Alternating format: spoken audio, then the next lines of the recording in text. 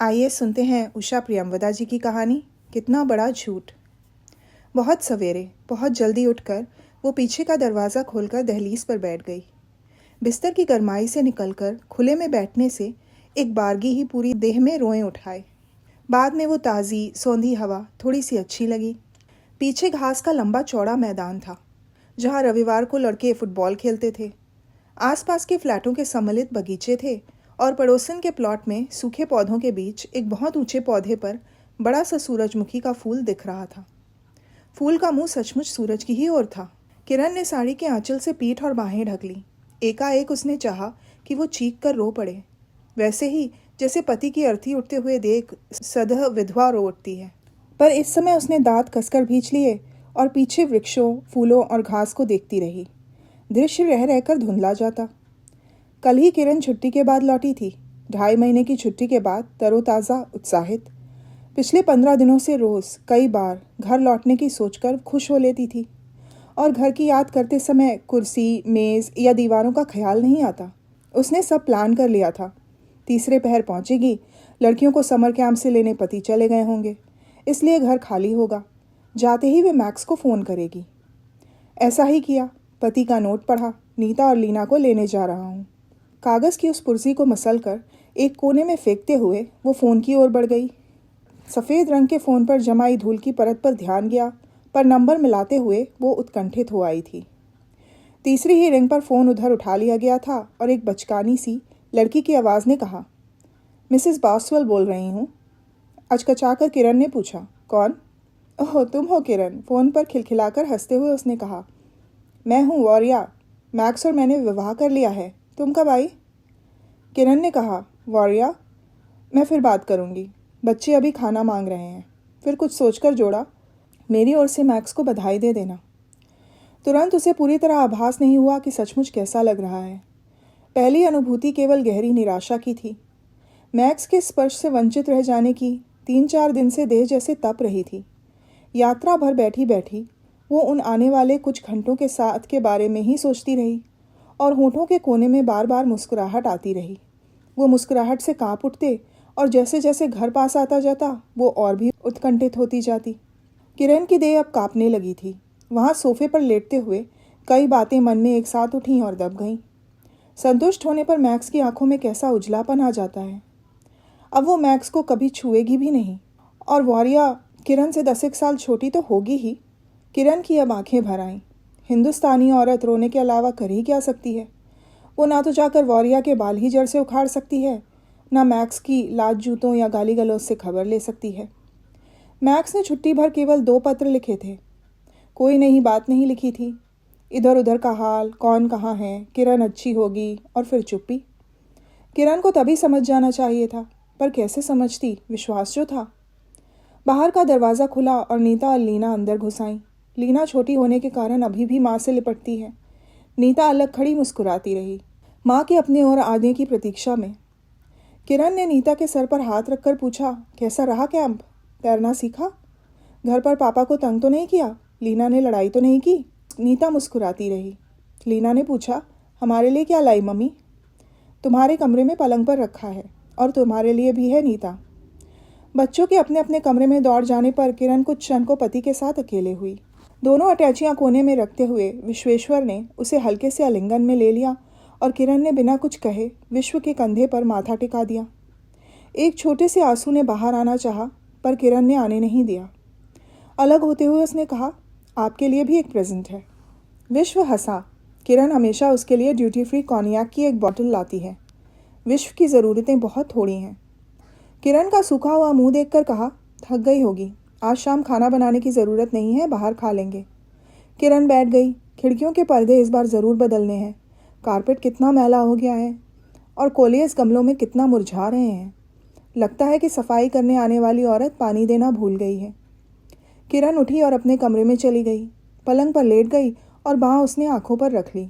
मुरझा जाने दो कोलियस को। नहीं, किरण क्यों रोए? ये तो उसी की चॉइस थी। मम्मी, हम आइसक्रीम ले लें? पापा हमें खाने के लिए बाहर ले जा रहे हैं। अभी आइसक्रीम लेने से भूख नहीं रहेगी, किरण ने कहा। थोड़ी सी, बस 2 चम्मच। अच्छा, ले लो। विश्व ने ड्रॉवर खंगालते हुए कहा, लॉन्ड्री की कमीज़ें लाना भूल गया। अब कोई साफ़ कमीज़ नहीं है, शावर लेना चाहता था। आप जाकर नहाइए, मैं कमीज़ निकाल देती हूँ, किरण ने उठते हुए कहा। उठकर अपनी अलमारी खोली और एक धुली कमीज़ निकालकर विश्व को पकड़ा दी। वक्त बेवक्त के लिए हमेशा कुछ कपड़े अपनी अलमारी में रखती है।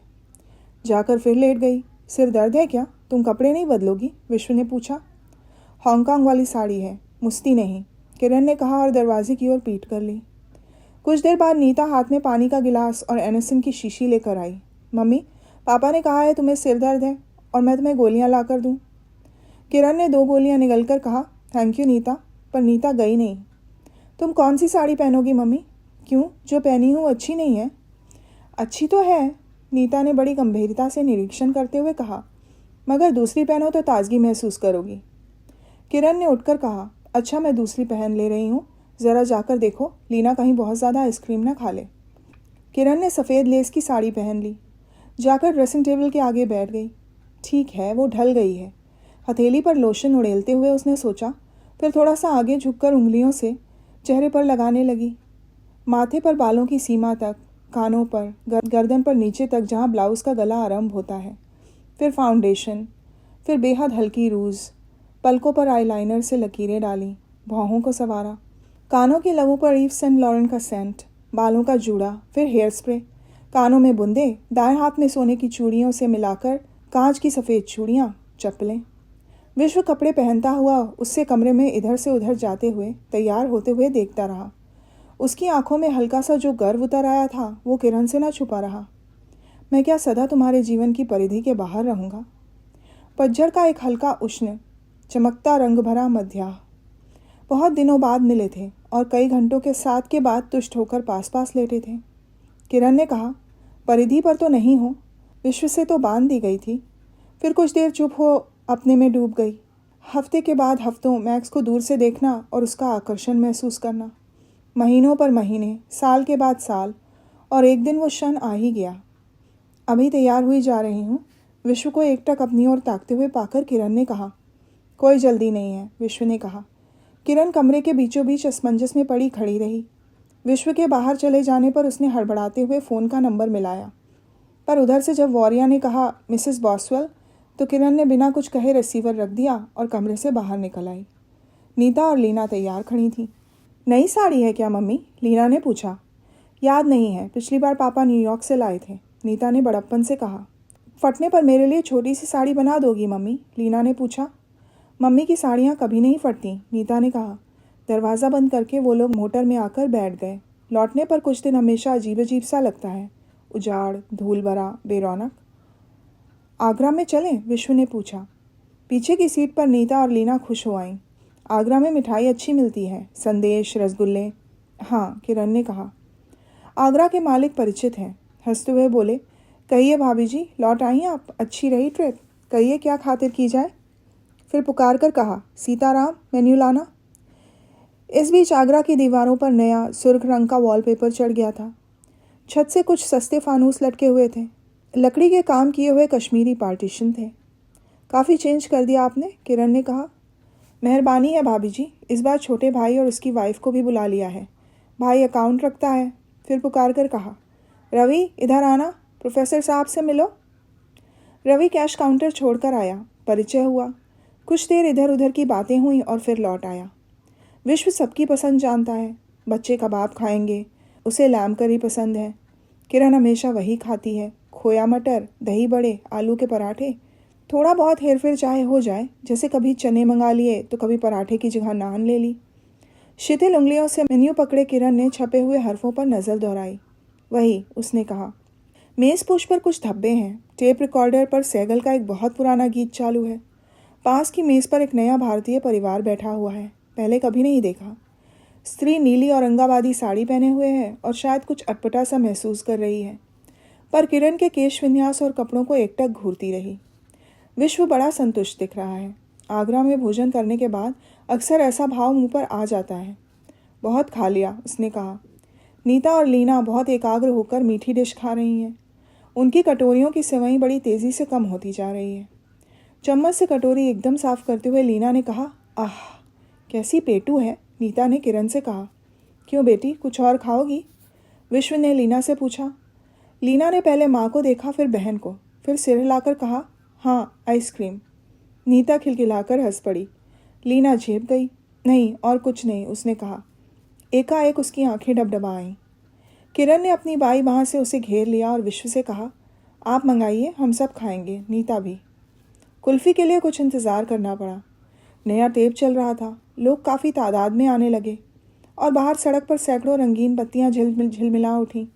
किरण दाएं हाथ की उंगली से मेज़पोश पर अदृश्य लकीरें खींचती रही। वॉरिया की उम्र क्या होगी? ज़्यादा से ज़्यादा 23। फिर वॉरिया आकर खड़ी हो गई। नाटे कद की, दुबली पतली, थोड़ी सी आर्टिफिशियल लगने वाली लड़की। लंबे खुले हुए बाल, आधे आगे आधे पीठ पर, बड़ी बड़ी आँखें। 2 वर्षों से मैक्स की असिस्टेंट थी। लो लीना, आ गई कुल्फ़ी, संभल कर खाना, किरण ने कहा। लीना मुस्कुराने लगी। कितनी चमकदार, कितनी सुंदर आंखें हैं लड़की की। कुल्फ़ी अच्छी है, विश्व ने कहा। किरण ने एक चम्मच से थोड़ी सी चखी, हाँ, और आधी से अधिक लीना की प्लेट में डाल दी। अब सन्नाटा था। लीना और नीता कपड़े बदलकर, नहाकर, टेलीविज़न पर अपनी पसंद का शो देख चुकने के बाद अपने अपने कमरों में चली गई थीं। उनके जाने के बाद विश्व ने टीवी बंद कर दिया और कॉन्याक की बोतल खोलने लगा। किरण रसोई में बचे खुचे बर्तन धोने लगी। बाद में हाथ पोंछकर हैंड लोशन मलती हुई आई और विश्व को बोतल खोलते हुए देखने लगी। सावधानी से 2 गिलासों में डालकर एक गिलास उसे पकड़ाते हुए विश्व ने कहा, welcome back Rani. Thank you darling, Kiran ने उत्तर दिया। इस सन्नाटे में पास पास बैठे वो छोटे छोटे घूंट लेते रहे, चुपचाप, बहुत संतुष्ट, एक दूसरे में रमे हुए, आदर्श पति पत्नी की तरह। फिर किरण ने कहा, सुना ही होगा मैक्स ने वॉरिया से शादी कर ली है। हाँ, विश्व ने कहा। विभाग के लोगों ने मिलकर प्रेजेंट दिया है। हनीमून के लिए मेक्सिको गए थे, शायद अभी भी वहाँ हो। वो एस्ट्रे में पाइप उलटकर राख झाड़ने लगा। किरण ने कहा, इस बार ठंड जल्दी आ गई। हाँ और? विश्व ने किरण का गिलास उठाते हुए पूछा। नहीं, उसने कहा। वो अपनी जगह पर बैठी बैठी विश्व की ओर देखती रही। फिर एकाएक ही उठकर उसने विश्व का हाथ पकड़ लिया और मंद स्वर में कहा, आइए अब बिस्तर पर चलें। तो ये थी उषा प्रियंवदा जी की कहानी कितना बड़ा झूठ। सुनने के लिए धन्यवाद।